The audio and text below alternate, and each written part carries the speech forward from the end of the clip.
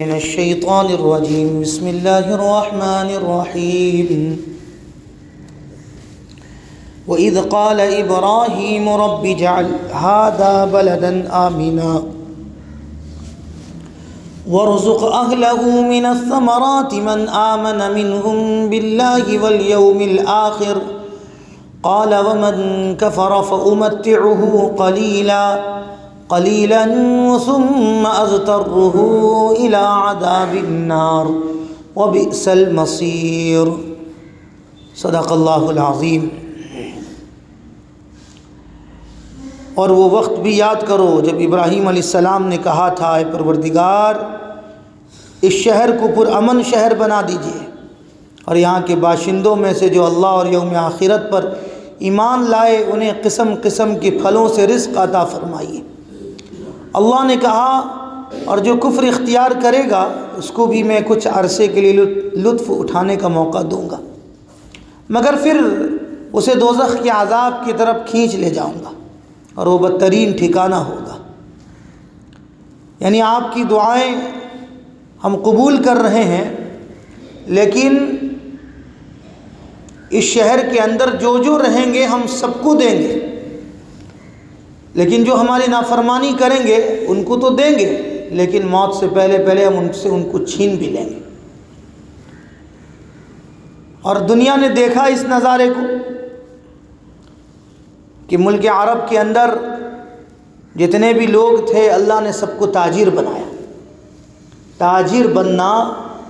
یہ ایک بہت اچھے انسان کی علامت ہے۔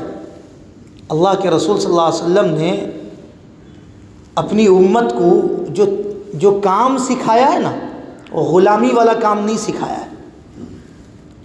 آپ نے تجارت والا کام سکھایا، شہنشاہی والا کام سکھایا کہ تجارت ایک ایسی چیز ہے کہ انسان جب تجارت کرتا ہے تو تجارت کے اندر وہ خود اپنا مالک بنتا ہے۔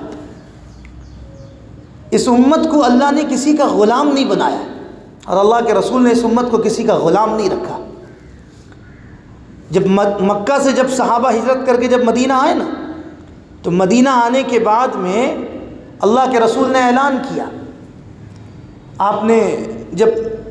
نے فضیلتیں جب سنائی تو مدینے کے جو انصار تھے انہوں نے کیا کہا، اپنی ہر چیز نچھاور کر دی کہ یا رسول اللہ ہماری 2 کھیت ہیں، ایک کھیت ہمارے بھائی کا، ایک کھیت ہمارا، ہمارے دو گھوڑے ہیں، ایک گھوڑا ان کا ایک ان کا۔ لیکن یہ مہاجر کیا کرنے لگے، جو آئے تھے مکہ سے ہجرت کر کے، دیگر لوگوں سے جگہوں سے ہجرت کر کے جو آئے تھے، انہوں نے اس چیز کی لالچ پر نہیں گئے۔ ان کو تو چاہیے تھا کہ بھئی سامنے سے آفر مل رہا ہے لے لینا، لیکن لیے نہیں۔ انہوں نے جواب کیا دیا کہ ماشاءاللہ آپ کا اکرام ہمارے سر آنکھوں پر ہے، آپ کی محبت سر آنکھوں پر ہے، لیکن ہم آپ کی ان چیزوں پر ہاتھ نہیں لگائیں گے۔ آپ ہم کو بازار کا راستہ دکھا دیجئے، آپ ہم کو منڈی کا راستہ دکھا دیجئے، بازار کا راستہ دکھا دیجئے، ہم تجارت کریں گے اور تجارت کر کے خود شہنشاہ بنیں گے۔ تو یہ امت جو ہے غلام، ہم نے اپنے آپ کو غلام بنا دیے، اس کے تابع ہو کر۔ ہم کو غلام نہیں بننا ہے، ہم کو جو ہے تاجر بن کر اس دنیا کے اندر زندگی گزارنا ہے۔ اور اگر آپ تاریخ اٹھا کر دیکھیں گے نا تو تاریخ میں یہی آپ کو ملے گا کہ صحابہ جس ملک کو فتح کیے ہیں وہ تجارت کی بنیاد پر فتح کیے ہیں، تجارت کی بنیاد پر فتح کیے۔ میں ایک میگزین پڑھ رہا تھا جس کو آج پوری دنیا جس ملک کو چائنا کہتی ہے، چائنا جس کو کہتی ہے، یہ وہی چائنا ہے جس چائنے کے اندر 6 صحابہ تجارت کے غرض سے گئے تھے، صرف 6 صحابہ تجارت کے غرض سے گئے، اور ان 6 صحابہ نے پورے چائنا کے ایسے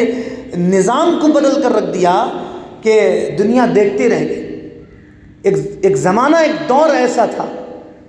میں نے اس میگزین کے اندر غور کیا، پتہ یہ چلا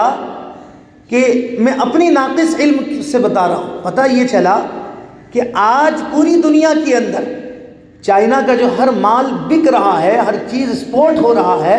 اس کی ایک وجہ یہ ہے کہ سب سے بڑی وجہ یہ ہے کہ صحابہ نے اس جگہ پر جا کر تجارت شروع کیا تھا۔ یہ اور بات ہے کہ وہاں کے لوگوں نے اس چیز کو تجارت کا نقشہ بدل دیا، لیکن آج بھی پوری دنیا کے اندر جو چیزیں ہیں وہ اس کی آثار، اس کی اثرات جو ہے وہ صحابہ سے ملتی ہیں۔ تو بالآخر حضرت ابراہیم علیہ السلام نے اس علاقے کے لیے، اس جگہ کے لیے آپ نے دعا فرمائی تھی کہ اللہ اس جگہ میں بسنے والوں کو اللہ آپ جو ہے خوب رزق حلال سے اور رزق سے اللہ جو ہے آپ مالا مال فرمائیے۔ ایک واقعہ یاد آیا، اس کو کئی اماموں نے لکھا ہے، امام بہقی نے لکھا ہے، امام ترمذی نے بھی لکھا ہے، لیکن امام ترمذی نے اس کو حسن کہا ہے، اور اسی طرح حجر ابن عسقلانی نے بھی لکھا ہے، دیگر اور بہت سارے محدثین نے لکھا ہے کہ حضرت ابراہیم علیہ السلام جب خانہ کعبہ کی تعمیر ہو گئی، آپ خانہ کعبہ کے سامنے یوں بیٹھے ہوئے تھے ایک پتھر سے ٹیک لگا کر، تو حضرت جبریل آئے اور آ کر آپ نے فرمایا کہ اے خلیل اللہ یہ کہہ رہا ہے کہ اللہ آپ کی نسل سے ایک ایسی امت کو دے گا، یعنی حضور پاک صلی اللہ علیہ وسلم کی امت کے تعلق سے فضیلتیں سنائی گئی۔ حضرت ابراہیم علیہ السلام خوش ہو گئے، اتنا خوش ہو گئے تو آپ کھڑے ہوئے اور کھڑے ہو کر خانہ کعبہ کی طرف نگاہ اٹھا کر کہا کہ یار پروردگار، میں یہ چاہتا ہوں کہ میں اس امت کو دعوت کروں۔ یہ بہت اہم بات ہے، تھوڑا سا 2 منٹ زیادہ ہوگا۔ تو کہنے لگے کہ یا پروردگار، میں یہ چاہتا ہوں جس امت کی فضیلت کو آپ نے میرے سامنے بیان کیا، میں اس امت کو دعوت کروں۔ تو آواز آئی کہ میرے خلیل، آپ کا زمانہ کہاں اور اس امت کا زمانہ کہاں؟ حضور کی امت کتنے دنوں کے بعد آئی، آپ دعوت کیسا کر سکتے ہیں؟ تو حضرت ابراہیم نے کہا کہ پروردگار، خواہش کرنا میرا کام ہے، پورا کرنا آپ کا کام، میں آپ کا دوست ہوں، آپ اس خواہش کو پورا کرنا آپ کی ذمہ داری ہے۔ روایتوں کے اندر آتا ہے کہ جنت سے حضرت جبریل نے ایک کافوری پھل لا کر کعبہ کی چھت کے اوپر لا کر رکھے۔ وہ کافوری پھل جب لا کر رکھا گیا تو حضرت ابراہیم کو یہ حکم ہوا کہ آپ اپنے عصا مبارک سے اس کافوری پھل کو جو ہے توڑیے۔ تو حضرت ابراہیم نے اس کافوری پھل کو توڑا، اور توڑنے کے بعد میں اللہ کی طرف سے ایک غیبی نظام چلا اور وہ کافوری پھل اٹھا اور سمندر میں جا کر گرا۔ محدثین اعظام نے لکھا ہے کہ اس وقت پوری دنیا جو نمک استعمال کر رہی ہے نا، نمک، یہ حضرت ابراہیم علیہ السلام کی طرف سے اس امت کے لیے دعوت ہے، محدثین نے لکھا ہے۔ اور آج بھی اگر آپ اس چیز پر غور کریں، پوری دنیا کی بات کر رہا ہوں، ہو سکتا ہے میری بات غلط ہو، لیکن آپ گوگل میں مار کر دیکھیے کہ اس وقت پوری دنیا میں 3 کوالٹی کا نمک چل رہا ہے، 3 کوالٹی کا۔ ایک وہ نمک چل رہا ہے جس کو انسان جو ہے ایک باضابطہ بہت سارے لوگ کھیتی کرتے ہیں اس کی، ایک وہ کوالٹی ہے۔ ایک وہ کوالٹی ہے جو کشمیر کے اندر اور دیگر بہت سارے علاقوں کے اندر جہاں برف جم جاتا ہے، قدرتی نظام سے جہاں برف جمتا ہے، ان برف سے بھی نمک بنتا ہے۔ ایک نظام ہے، یہ بھی ہے۔ اور ایک تیسرا نظام یہ ہے کہ سمندری پانی سے جو ہے نمک بنتا ہے۔ میں یہ پڑھ کر بتا رہا ہوں کہ ہو سکتا ہے کہ جو بات لکھی ہوئی وہ بھی غلط ہو، لیکن جو میں پڑھا ہوں وہ بتا رہا ہوں کہ جو سمندری پانی سے جو ہے جو نمک بنتا ہے، وہ اس وقت پوری دنیا کے اندر سب سے اچھی اور سب سے بہترین کوالٹی میں بکتا ہے ہر جگہ۔ باقی یہ جو 2 نمک ہیں یہ بھی بکتی ہے، یہ بھی بکتا ہے، لیکن اس کی کوالٹی اتنی نہیں ہے جو سمندری پانی کی جو نمک کا جو کوالٹی ہے۔ لکھنے والوں نے لکھا ہے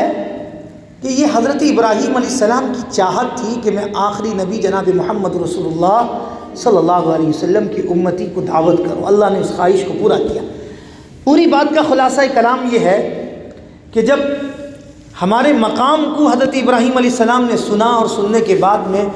ان کی تمنا یہ ہوئی کہ میں اس امت کو دعوت کروں، تو سوچیے ہمارا مقام کتنا اونچا ہوگا۔ ارے ہوگا نہیں ہوگا؟ تو ہم اپنے مقام کو جب تک نہیں سمجھیں گے تب تک ہم دنیا کے اندر بلند مقام پر پہنچ نہیں سکتے۔ ایک انسان جب تک اپنی مقام کو نہیں سمجھے گا وہ تب تک بلند مقام تک نہیں پہنچ سکتا۔ اس لیے ہمیں چاہیے کہ ہم اپنے مقام کو سمجھیں اور پہچانیں، تب جا کر اللہ ہمیں مقام دے گا۔ اللہ رب العزت سے دعا فرمائیں کہ اللہ تعالیٰ مجھے بھی اور آپ کو بھی کہنے سے زیادہ عمل کی توفیق عطا فرما دے۔